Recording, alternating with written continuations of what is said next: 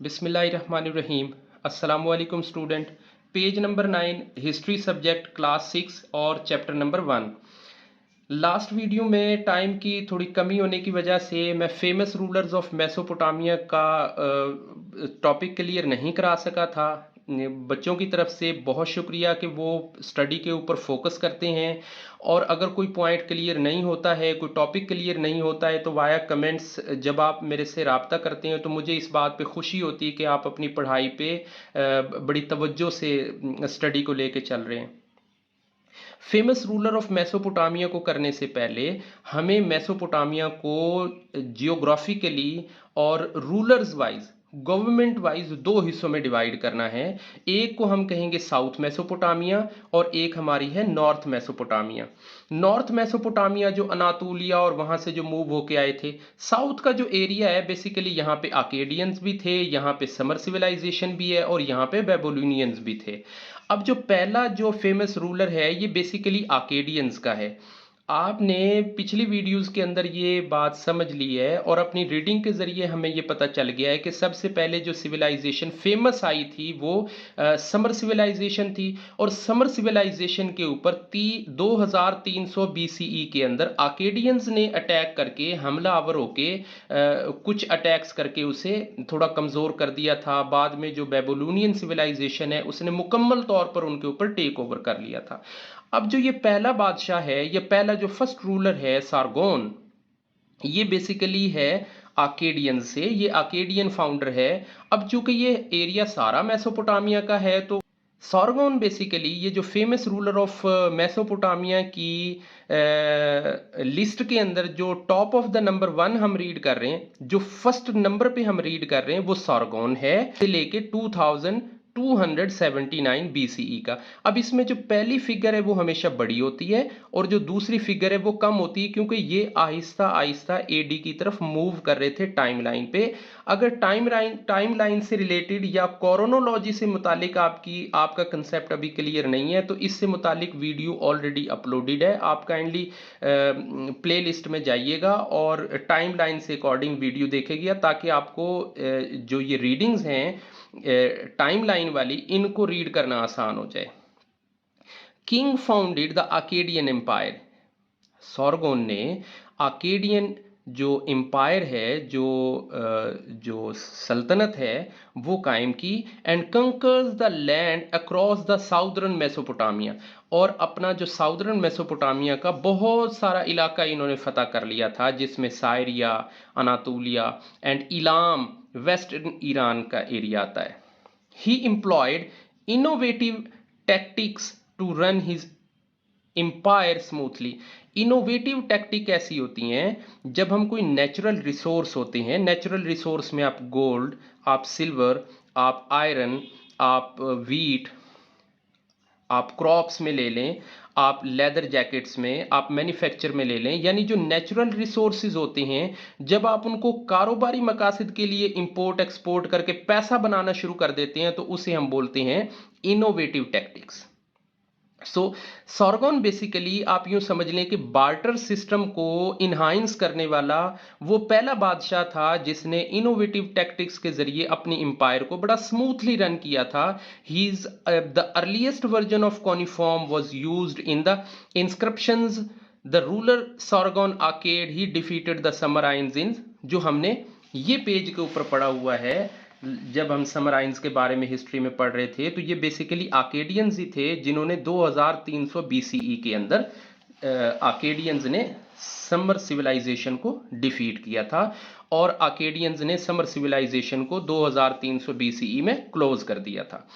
अब जो second number पे हम अपना बादशाह के बारे में या रूलर के बारे में पढ़ेंगे, नाबुचड नजर टू 604 से लेके 562 बीसीई तक इनका टाइम गुजरा है। बेसिकली इसे अगर हम उर्दू के अंदर पढ़ते हैं तो ये बख्त कद नसर के नाम से भी तारीख में इनका जिक्र मिलता है, बख्त नसर के नाम से भी इनका तारीख में जिक्र मिलता है। और जब हम कदीम अजायब के बारे में पढ़ते हैं दुनिया के कदीम अजाइब के बारे में पढ़ते हैं तो हमें आज भी जो बाबर के मौलिक बागात हैं, जो बाबर के जो बागात, जो मौलिक बागात हैं, उनके बारे में हमें ये पढ़ने को मिलता है। और इनका जो जिक्र है, इनका जो टाइम लाइन के अंदर जो वक्त गुजरा है वो नियो बेबीलोनियन के अंदर गुजरा है। बेसिकली बेबीलोनियन सिविलाइजेशन को दो हिस्सों में डिवाइड किया गया स्टडी के एतबार से। एक आप बोलें कि ओल्ड बेबीलोनियन है और दूसरा नियो बेबीलोनियन था, तो इसे दो कैटेगरी में डिवाइड किया गया था। जैसे हम पाकिस्तान की हिस्ट्री पढ़ते हैं तो एक हम पढ़ते हैं कि जंग आज़ादी से पहले की तारीख, एक हम पढ़ते हैं कि जंग आज़ादी के बाद की तारीख। इसी तरह से 1947 से पहले की हिस्ट्री और होती है और 1947 के बाद की हिस्ट्री और होती है। So Nebuchadnezzar two was believed on the longest reigning and the greatest king of ancient Babylonian during the period of New Babylonian, यानी न्यू बेबीलोनियन टाइम के अंदर नेबुकदनेस्सर जो हैं वो बहुत लंबे अरसे तक अपनी बादशाहत करने वाले और ग्रेटेस्ट किंग के तौर पर माने जाने वाले बड़े फेमस जो रूलर हैं। He led the famous battle of जड, इन्होंने बड़ी लड़ाई लड़ी। He establish the city of Babylonia, इन्होंने जो बाबुल है उसे एक बतौर एक मुकम्मल शहर के आबाद किया, उसे अपना कैपिटल भी बनाया। It is believed that Nebuchadnezzar is built the mythical hanging garden Babylon.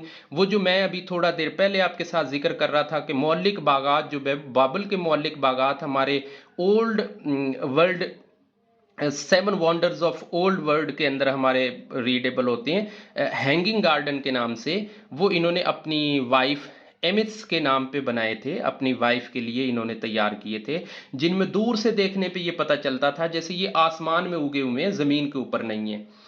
तीसरे नंबर पे जो फेमस रूलर का हम रीड करेंगे, इनका ताल्लुक भी बेबीलोनियन सिविलाइजेशन से है, हम्मुराबी। 1810 से लेके 1750 तक का इनका टाइम गुजरा है। Hammurabi ruled from the 1792 to 1750, यानी इनका जो वक्त है वो 1792 से लेके 1750 BCE तक का था। He is perhaps the most notable all rulers, ये तमाम जितने भी रूलर आए थे उनमें से बड़े नोटेबल थे, बड़े अहम थे, बिकॉज हिज पॉलिसीज, कि इसकी जो पॉलिसीज थी। अब देखें, जो सॉरगोन थे उनकी इनोवेटिव टैक्टिक्स भी मौजूद थी। इसी तरह से जो नेबुकदनेस्सर हैं, इन्होंने जंग लड़ी, इन्होंने बड़ा नोटेबल टाइम गुजारा, लॉन्गेस्ट टाइम गुजारा, लेकिन इनकी जो पॉलिसीज थी, इनका जो रोल था कोडिफाइंग द समराइन लैंग्वेज, इन्होंने जो समराइन लैंग्वेज थी, जो कॉनिफॉर्म था, उसे इन्होंने कोडिफाई किया, उसे बेहतर किया, उसे इन्हांस किया। मेसोपोटामिया था, इसे यूनिफाई किया, इसे इकट्ठा किया, इसे यूनिट बनाया, एक यूनिट में इसे लेके आए। The city state of capital as Babylon. जब बेबीलोन को अपना सिटी स्टेट कैपिटल बना लिया तो इन्होंने पूरे साउथ मेसोपोटामिया को इकट्ठा कर लिया था।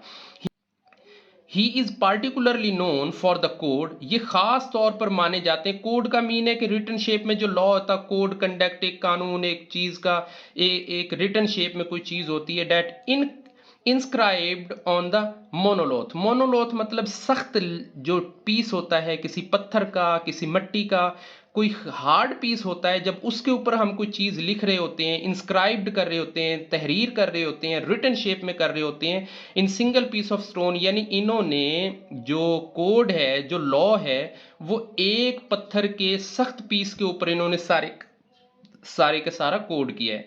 The code of Hammurabi is written by the old Babylonian cuneiform, कि ये जो कोड लिखा गया था जिसे ह्यूमराबी कोड के नाम से मशहूर है, ये ओल्ड बेबीलोनियन कॉनिफॉर्म के अंदर लिखा गया था। It had 282 law regarding the trade. इसके अंदर 282 के करीब जो कवानीन थे वो तिजारत से, सोशल इश्यूज से, समाजी जो मामलात होते हैं उनसे, क्राइम्स मतलब जराइम से मुतालिक इसके ऊपर कोड थे। The famous code of law of these was, इनमें से जो सबसे मशहूर जो इसका लॉ है, जो सबसे अहम लॉ माना गया है, वो ये था, एन आई, एक आंख, फॉर एन आई, आंख के बदले आंख, and the tooth for a tooth, और एक दांत के बदले दांत, which then became a permanent guiding principle of law throughout the history, और जिसे बाद में throughout history के तौर पे मान लिया गया। The ruler of the keep dams, इन्होंने रूल बनाए डैम्स को सेफ रखने के लिए, in order to avoid flooding, के जब फ्लड आते हैं, जब बहुत ज़्यादा बारिशें होती हैं also include in this law, और उनको अपने इस कानून के अंदर मेंशन किया है।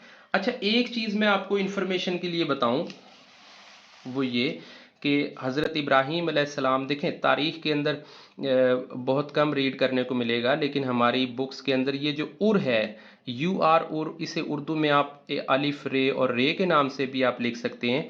हज़रत इब्राहीम अलैहिस्सलाम की जाए पैदाइश है, यहाँ हज़रत इब्राहीम अलैहिस्सलाम पैदा हुए थे। सो नेक्स्ट वीडियो के लिए अल्लाह हाफिज़, अपना ख्याल रखिएगा।